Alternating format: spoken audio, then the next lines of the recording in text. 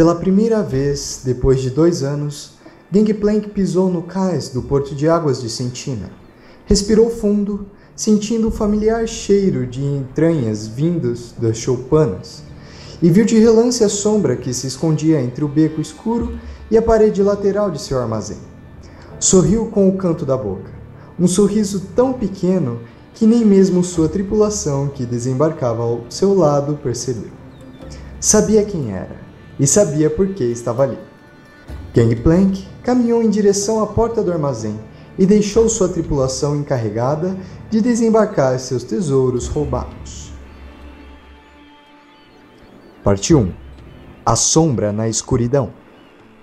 Twisted Fate viu Gangplank descer do bote negro e adornado como as velas de seu navio e pisar no cais. Nunca pensou em roubar o rei dos ladrões, principalmente do seu próprio navio, ancorado nas águas que dominava. Mas aquilo era uma questão pessoal. Ele não só queria aquela pedra, como precisava dela. Já tinha alcançado o ápice de seus poderes e não conseguiria mais evoluir se não fosse com ela. Se tivesse ouvido que qualquer outra pessoa estava indo atrás da pedra do Pacto de Sangue, não teria acreditado. Mas quando se tratava de Gangplank, os rumores eram a verdade. Pois por mais impossível que a história pudesse parecer, para Gangplank seria apenas mais um desafio. E se ele estava de volta a Águas de Sentina, é porque carregava seu prêmio consigo. Gangplank podia ser um homem poderoso e cruel, mas nunca foi misterioso. E Twisted já sabia, não só que ele estava com a joia, como onde ela estava. Pedra do Pacto de Sangue. A origem da Pedra do Pacto de Sangue era desconhecida, mas os seus poderes não. É uma joia pequena e transparente, com uma espécie de névoa verde-limão por dentro que repousa em uma ostra marrom. A criatura que despejar um filete de seu próprio sangue na pedra, fechar a ostra e depois despejar mais um pouco do seu próprio sangue sobre ela, a lacra, enquanto vive e tem controle da magia negra sem corromper sua própria alma, apenas com um pacto de sangue. Quando essa pessoa morrer, a ostra se abre novamente, permitindo um novo pacto. A joia é indestrutível por meios conhecidos, e o pacto só pode ser feito de forma voluntária e por um mortal. O plano.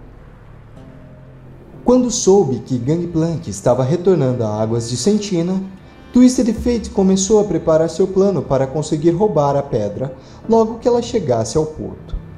Twisted sabia que o Rei dos Ladrões não era estúpido e que estaria precavido quanto a tentativas de roubo à sua joia. Sabia que ninguém era louco o bastante para tentar roubar algo dele, mas a pedra não era uma peça comum, e nesse caso poderiam haver exceções. 2 meses antes da chegada de Gangplank, Twisted tinha feito uma visita escondido a um velho amigo, que agora cuidava da segurança do armazém e das docas de Gangplank enquanto ele estava fora, em troca de estadia e dinheiro. Graves era um homem procurado por todos os lugares onde visitou, e essa sociedade com o homem que dominava aquele lugar era muito saudável, pois permitia que ele pudesse se reestabilizar antes de voltar a fugir. Twisted usou seu velho truque para se materializar dentro do armazém de armas e artilharia de Graves, que ficava perto das montanhas, longe do porto. Uma vez lá dentro, usou alguns explosivos para desencadear um efeito em cadeia, que destruiu tudo o que ele tinha. Foi uma explosão e tanto. Graves ficou arrasado, sem tesouro nenhum e quase desarmado, salvo as armas que tinha guardado em seus aposentos. Graves, que por mais forte e destemido que fosse, não raciocinava muito. Tomou logo isso como um ataque pessoal sob as ordens de Gangplank. Twisted tinha tomado conta disso também, pagando um homem aqui e outro ali para espalharem rumores de que Gangplank pretendia entregar a cabeça de Graves a preço de ouro, e que esse era o único motivo pelo qual aceitou formar a sociedade. Quando viu tudo o que tinha em chamas, a primeira coisa que pensou foi que os rumores eram verdade e que estaria morto agora se não tivesse demorado um pouco mais em serviço naquela noite. O sentimento de vingança como Twisted Fate sabia que aconteceria, tomou conta de Graves, e ele pegou todas as suas armas, inclusive Destino, que estava com ele no momento da explosão, e se dirigiu ao armazém de Gangplank, onde esteve esperando desde então o retorno de seu sócio. Parte 2. No armazém. Quando a porta se abriu, Graves já estava de pé e com a Destino carregada e apontada na direção da luz. Gangplank entrou pela porta e sorriu ao ver seu sócio protegendo suas coisas como um grande cão de guarda. Pode abaixar essa arma, Graves. Sou eu que estou de volta, disse Gangplank, ainda sorrindo e andando em direção ao homem armado à sua frente. Graves não falou nada. Apertou o gatilho e o barulho de Destino ensurdeceu-o instantaneamente. O tiro foi certeiro. Atingiu o centro do peito de Gangplank e o atirou para fora do armazém. Porém, o som metálico que se seguiu ao tiro já deixou claro a Graves que ele não estava morto. Com certeza ainda estava usando sua armadura de aço leve, consciente de que uma luta poderia acontecer por causa da pedra que trazia no navio. Era perigoso andar de bote com a armadura, mas dessa vez foi a escolha certa. Gangplank se levantou rapidamente, ignorando a dor e a dificuldade de respirar. Partiu para dentro do armazém, arrancando a porta do lugar e arremessando sua espada em direção ao seu agressor. Graves se jogou à direita, atrás de um velho baú e de várias caixas empilhadas, ouviu os tiros da pistola de Gangplank sendo disparados e sentiu o tremor do baú quando as balas o acertaram. A espada ficou fincada na parede, logo atrás de onde Graves estava. Graves se levantou e deu a volta nas caixas, ficando de frente para Gangplank, que já tinha recuperado sua espada. Quando Graves atirou, Gangplank protegeu seu rosto com ela e foi atirado com força de costas na parede. Gangplank nem se preocupou em perguntar o que estava acontecendo ali. Sabia que isso era coisa de Twisted Fate. E sabia também que não adiantava tentar argumentar com Graves. A raiva nos olhos dele mostravam que ele não ouviria nada naquele dia além do som dos tiros. Mesmo que pudesse me escutar, eu só quero esse infeliz morto. Ninguém me ataca no meu próprio armazém e sai vivo, pensou Gangplank, enquanto se levantava e partia em direção a Graves, com a espada em punhos e a pistola atirando. Graves usou Destino para se proteger dos tiros e antes que pudesse reagir estava no chão, desarmado e totalmente desnorteado. Ao ver Graves desarmado, Gangplank atirou suas armas junto a Destino, no chão do armazém, e correu na direção dele. A luta justa durou pouco. Gangplank precisou de apenas 3 socos e uma esquiva para colocar Graves desacordado no chão. A raiva cega não era uma boa aliada numa disputa corpo a corpo. Então virou-se em direção à porta e partiu para o porto. Cuidaria desse tolo imbecil mais tarde. Agora precisava recuperar sua joia, pois sabia que já se passara tempo suficiente para aquele desgraçado ter posto as mãos nela. Parte 3. O encontro no cais. Gangplank teve tempo apenas de ver todos os seus homens mortos no cais, e então Twisted Fate se materializou sobre um mastro de navio que se projetava para fora do oceano. Estava no máximo a uns 10 metros do cais e os dois olhavam nos olhos um do outro. Gangplank o tinha na mira de sua pistola e não desviava os olhos de Twisted, segurando a joia ainda aberta em uma mão e com a outra no bolso.